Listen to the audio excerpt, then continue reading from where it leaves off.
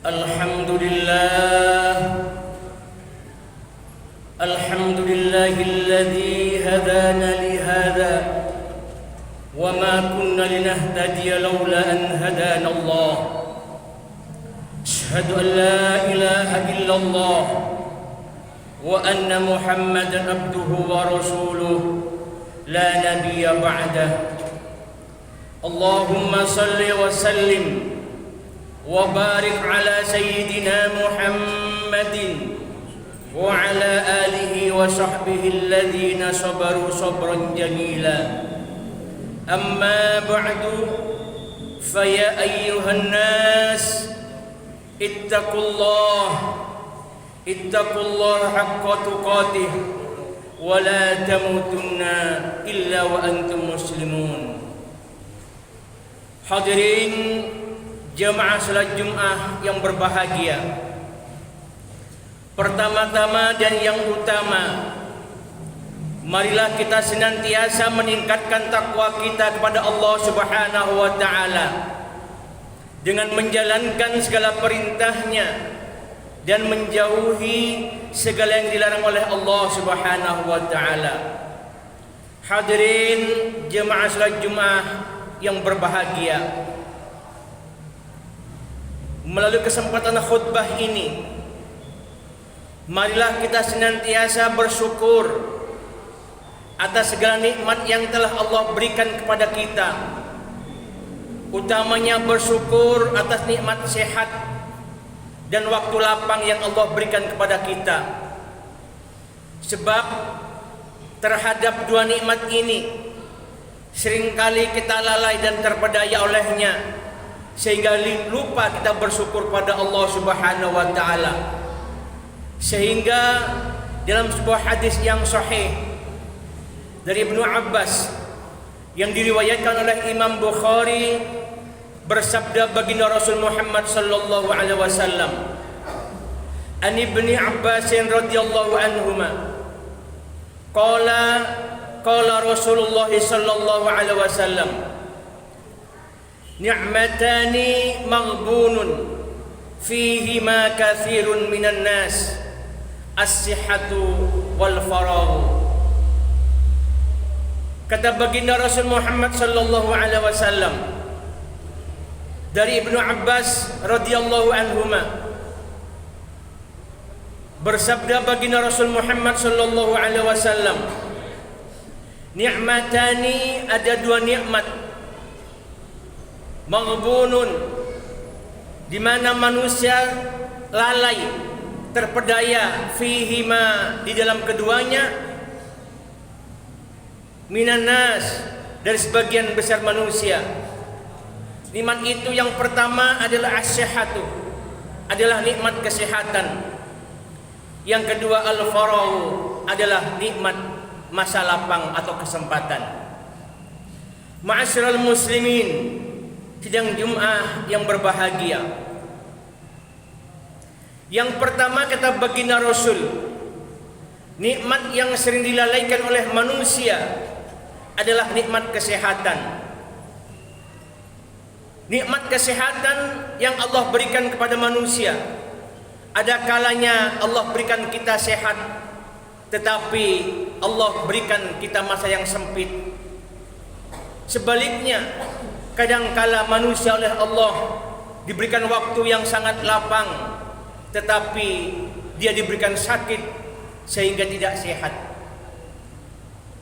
Ibnu Qayyim Al-Jauziyah menjelaskan dalam konteks hadis ini, ketika manusia oleh Allah diberikan nikmat sehat, sekaligus diberikan sehat dan diberikan nikmat lapang waktu, namun orang yang diberikan kesehatan dalam waktu ini tidak mempergunakan untuk beribadah kepada Allah, maka orang yang demikianlah yang dimaksud dan masuk dalam kategori hadis tadi, orang yang lalai atas nikmat yang Allah berikan kepadanya.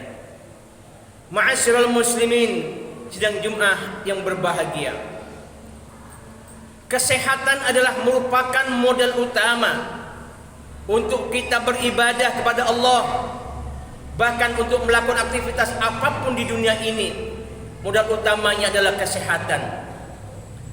Berapa banyak di antara kita, berapa banyak saudara-saudara kita, tetangga kita, handai tolan teman kita yang hari ini terkujur menderita sakit, tidak mampu berangkat pergi ke masjid untuk melaksanakan sholat Jum'ah karena sedang menderita sakit. Ada yang lumpuh kakinya, ada yang karena sesak nafas, ada yang karena penyakit-penyakit lainnya, sehingga tidak mampu untuk datang ke masjid melaksanakan sholat Jumat seperti kita pada saat ini. Ma'asyiral muslimin, sidang Jumat yang berbahagia, nikmat sehat akan kita rasakan ketika kita telah menderita sakit. Nikmat mata yang Allah berikan kepada kita baru terasa betapa nikmatnya ketika Allah telah memberikan kita sakit mata. Nikmat gigi yang Allah berikan kepada kita terasa nikmatnya ketika kita telah sakit gigi. Nikmatnya kaki untuk berjalan baru terasa ketika Allah berikan kaki kita tidak bisa berjalan, bahkan lumpuh sama sekali. Nikmatnya mata baru terasa oleh kita ketika Allah sudah membutakan dan mensakitkan mata kita. Maka atas segala nikmat-nikmat itu Allah tidak pernah meminta balasan kepada kita kecuali syukuri, kata Allah. Dalam surah Ibrahim Allah berfirman, wa in ta'adzana rabbukum la in syakartum la azidannakum wa la in kafartum inna azabi lasyadid. Tatkala Tuhanmu memaklumkan, sesungguhnya andaikan engkau bersyukur maka akan aku tambah nikmatmu, kata Allah. Dan jika engkau kufur maka sesungguhnya azabku sangatlah pedih. Ma'asyiral muslimin, sidang Jum'ah yang berbahagia. Namun demikian hadirin, andai kata di antara kita ditakdirkan oleh Allah untuk mengidap sebuah penyakit atau sedang sakit, maka bersabarlah dengan penyakit itu. Di dalam kitab Usfuriyah dijelaskan bahwa ketika Allah menghendaki manusia sakit, maka Allah utus beberapa golongan malaikat untuk datang ke manusia yang Allah hendaki sakit itu. Kelompok malaikat yang pertama ditugaskan oleh Allah agar mencabut kesehatannya, sehingga orang yang semula sehat berubah menjadi sakit. Kelompok malaikat yang kedua yang ditugaskan oleh Allah adalah untuk mencabut nur cahaya wajahnya. Setampan apapun manusia, secantik apapun manusia, ketika telah sakit maka wajahnya akan menjadi layu, tidak cerah seperti ketika dia sehat. Kelompok malaikat yang ketiga yang diutus oleh Allah adalah kelompok malaikat yang ditugaskan oleh Allah untuk mencabut rasa nikmat makanannya. Seperti apapun manusia itu, ketika sudah sakit, kenikmatannya dicabut oleh Allah, maka yang sedap sudah tidak ada rasanya lagi, yang nikmat sudah tidak nyaman lagi di lidah kita. Dan yang keempat, ketika Allah menghendaki manusia sakit, maka Allah mengutus kelompok malaikat yang keempat ditugaskan untuk mencabut segala dosa-dosa manusia itu. Apabila Allah menghendaki manusia yang sakit itu sembuh, maka 3 kelompok malaikat oleh Allah diperintahkan untuk mengembalikan kepada manusia yang sakit tadi. Kelompok malaikat yang pertama yang mencabut kesehatan manusia sehingga dia menjadi sakit, Allah perintahkan kembalikan kesehatannya. Kelompok malaikat yang kedua yang Allah perintahkan agar mencabut nur wajahnya yang sehat, dikembalikan lagi kepada manusia yang sakit tadi, sehingga wajahnya yang layu berubah lagi menjadi cerah seperti semula. Kelompok malaikat yang ketiga yang diperintahkan oleh Allah untuk mencabut rasa kenikmatannya, perasa lidahnya diperintahkan oleh Allah untuk dikembalikan lagi, sehingga kenikmatan lidah kita mencicipi makanan dan minuman telah kembali terasa lagi. Ada satu kelompok malaikat yang oleh Allah tidak diperintahkan untuk mengembalikannya, yaitu kelompok malaikat yang keempat yang oleh Allah diperintahkan untuk mencabut dosa-dosa manusia yang sakit tadi. Allah tidak perintahkan kembalikan lagi dosa-dosanya, tetapi dibuanglah ke lautan dan menjadilah buaya-buaya yang kemudian disitulah merupakan maha besarnya Allah, maha ampunannya Allah kepada umat manusia yang 3 bagian Allah suruh kembalikan. Namun ketika giliran masuk kepada dosa, Allah ampunkan tetap dosa kita. Maknanya sakit yang telah kita derita telah menghapus dosa yang telah kita lakukan, dan Allah mengampuni dosa-dosa kita. Ma'asyiral muslimin sidang Jumat yang berbahagia, nikmat yang kedua yang sering kali kita melalaikannya, kata baginda Rasul, adalah al-faragh, adalah masa lapang atau kesempatan. Setiap kita oleh Allah diberikan bonus kesempatan dan masa luang agar kita meningkatkan ibadah, mendekatkan diri kepada Allah Subhanahu wa taala. Namun tidak sedikit di antara kita yang membiarkan waktu lapang itu berlalu begitu saja tanpa ada makna dan nilai di hadapan Allah Subhanahu wa taala. Padahal waktu terus berlalu dan semuanya serba tahu-tahu. Baru saja zuhur, tahu-tahu sudah asar. Baru saja asar, tahu-tahu sudah maghrib. Baru kemarin kita menjadi anak, sekarang kita sudah mempunyai anak. Baru kemarin kita menjadi cucu, sekarang kita telah mempunyai cucu. Baru kemarin kita melewati Ramadan dan telah berjumpa Ramadan lagi. Baru kemarin Idul Fitri dan sekarang kita berjumpa dengan Idul Fitri lagi. Semua waktu berjalan begitu cepat dan tidak terasa, dan semuanya serba tahu-tahu dan tahu-tahu. Maka oleh karena cepatnya waktu yang tidak terasa ini, seolah-olah tahun kemarin baru saja terlalu dan sudah kita sampai tahun ini lagi. Sebulan yang lalu Jumat Legi kita berjumpa di khutbah ini, tahu-tahu sudah 1 bulan lagi kita berjumpa lagi di khutbah ini. Waktu terus berlalu dan waktu tidak akan pernah berputar mundur ke belakang, bahkan tidak pernah berhenti sedetik pun. Untuk itulah maka waktu lapang yang Allah berikan kepada kita seyogyanya, kata Allah, untuk dipergunakan beribadah dan mendekatkan diri kita kepada Allah Subhanahu wa taala. Sebab hadirin yang berbahagia, dalam sebuah makalah dikatakan al-waqtu kas-saif, waktu itu adalah ibarat pedang. Orang yang memegang pedang dengan bijak dan mampu memegang dengan baik, maka pedang itu akan memberikan manfaat kepada manusia yang memegangnya. Tetapi jika manusia itu tidak mampu memegang pedang dengan baik, maka pedang itulah yang akan menyelakai manusia itu. Hal ini pun sama dengan waktu yang terus berlalu. Jika kita tidak mampu melaksanakan kegiatan-kegiatan positif yang bermakna dan bernilai di hadapan Allah Subhanahu wa taala, maka waktu itu akan menggilas kita tanpa ada manfaat apapun dan makna apapun di hadapan Allah Subhanahu wa taala. Ada sebuah pepatah bijak yang perlu kita renungkan. Berfikirlah di waktu pagi, bekerjalah di waktu siang, makanlah di waktu petang, dan tidurlah di waktu malam. Makna ungkapan pepatah ini, berfikirlah di waktu pagi, maknanya belajarlah selagi kau masih muda dan waktu masih lapang. Bekerjalah di waktu siang, maknanya perbanyaklah ibadah dan amalkanlah ilmumu yang telah kau peroleh di masa muda itu. Makanlah di waktu petang, bermakna ketika kita sudah masuk usia tua, maka kita tinggal menikmati hasil usaha dan belajar yang kita lakukan pada waktu usia muda dan dewasa.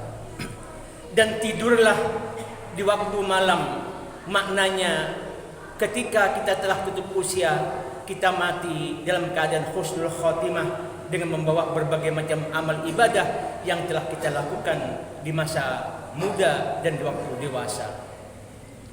Kalau di waktu pagi kita tidak berpikir, maka di siang hari akan bekerja apa? Kalau di siang hari kita tidak bekerja, maka di sore hari akan makan apa? Dan kalau sore hari kita tidak makan, alamat malam hari kita tidak bisa tidur dengan nyenyak. Kalau di masa muda kita berfoya-foya, waktu dilewatkan begitu saja tanpa menuntut ilmu dan beribadah yang bermakna di hadapan Allah Subhanahu wa taala, maka ketika kita masuk masa dewasa, kita akan hidup dengan sengsara, dan masa tua kita akan hidup terlunta-lunta. Mati pun kita mati dalam keadaan yang su'ul khotimah. Na'udzubillah, tsumma na'udzubillah. Maka baginda Rasul sangatlah benar. Beliau mengingatkan kepada kita dua nasihat ini. Ada dua nikmat kata baginda Rasul yang tadi kami sampaikan itu, yang sering dilalaikan oleh kita. Yang pertama nikmat kesehatan, yang kedua adalah nikmat masa lapang. Dan nikmat-nikmat lainnya yang apabila kita menghitungnya, Allah jelaskan tidak akan mampu kita menghitungnya. Allah berfirman dalam surah An-Nahl ayat 18, "Wa in ta'uddu ni'matallahi la tuhsuha." Dan apabila engkau menghitung-hitung nikmatku, kata Allah, la tuhsuha, maka engkau tidak akan pernah lagi dapat menghitungnya, karena begitu banyaknya nikmat yang Allah berikan kepada kita. Semoga yang hadir ini termasuk manusia-manusia Allah yang mampu bersyukur dan mempertingkatkan ibadah kepada Allah dengan senantiasa bersyukur atas nikmat yang Allah berikan kepada kita, utamanya nikmat sehat dan nikmat masa lapang. Semoga kita kelak oleh Allah dipanggil dalam keadaan husnul khotimah dengan penuh banyak ibadah, catatan amal ibadah kita di hadapan Allah Subhanahu wa taala. Amin ya rabbal alamin. A'udzu billahi minasyaitonir rajim. Bismillahirrahmanirrahim. Wa in ta'adzana rabbukum la in syakartum la azidannakum wa la in kafartum inna 'adzabi lasyadid. Barakallahu li wa lakum fil Qur'anil 'azim wa nafa'ani wa iyyakum bima fihi minal ayati wa dzikril hakim wa taqabbala minni wa minkum tilawatahu innahu al-ghafurur rahim wastaghfiru innahu huwas samiul alim.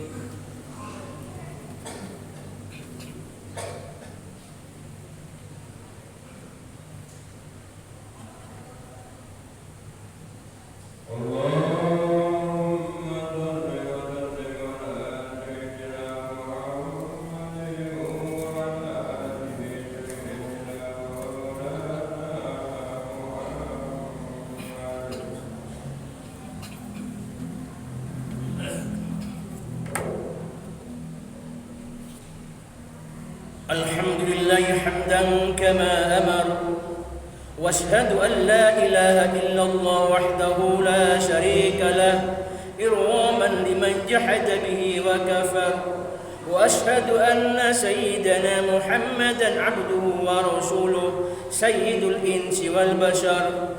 Allahumma salli wa sallim ala sayyidina Muhammadin وعلى آله وصحبه ما اتصلت عين بنظر وأذن بخبر. أما بعد فيا أيها الناس اتقوا الله تعالى وذروا الفواحش ما ظهر وما بطن وحافظوا على الطاعة وحضور الجمعة والجماعة واعلموا أن الله أمركم بأمر بدأ فيه بنفسه وثنى بملائكة قدسه فقال تعالى ولم يزل قائلا عليما إن الله وملائكته يصلون على النبي يا أيها الذين آمنوا صلوا عليه وسلموا تسليما. اللهم صل وسلم على سيدنا محمد وعلى آل سيدنا محمد كما صليت على سيدنا إبراهيم وعلى آل سيدنا إبراهيم في العالمين إنك حميد مجيد. اللهم وارض عن الخلفاء الراشدين الذين قضوا بالحق وكانوا به يعدلون، أبي بكر وعمر وعثمان وعلي، وعن الستة المتممين الشهداء الكرام، وعن سائر أصحاب نبيك أجمعين، وعن التابعين وتابع التابعين ومن تبعهم بإحسان إلى يوم الدين. اللهم لا تجعل لأحد منهم في عنقنا ظلاما، ونجنا بحبهم من أهوال يوم القيامة. اللهم أعز الإسلام والمسلمين واهلك الكفرة والمشركين وأعل كلماتك إلى يوم الدين. اللهم آمنا في دورنا واصلح ولاة أمورنا، واجعل اللهم ولايتنا في من خافك واتقاك. اللهم اغفر للمسلمين والمسلمات والمؤمنين والمؤمنات الأحياء منهم والأموات برحمتك يا واهب العطيات. اللهم ادفع عنا الغلاء والوباء والربا والزنا والزلازل والمحن وسوء الفتن ما ظهر منها وما بطن عن بلدنا هذا إندونيسيا خاصة وعن سائر بلاد المسلمين عامة يا رب العالمين. ربنا آتنا في الدنيا حسنة وفي الآخرة حسنة وقنا عذاب النار. عباد الله، إن الله يأمر بالعدل والإحسان وإيتاء ذي القربى وينهى عن الفحشاء والمنكر والبغي يعظكم لعلكم تذكرون. فاذكروا الله العظيم يذكركم واشكروه على نعمه يزدكم واسألوا من فضله يعطيكم ولذكر الله عز وجل أكبر.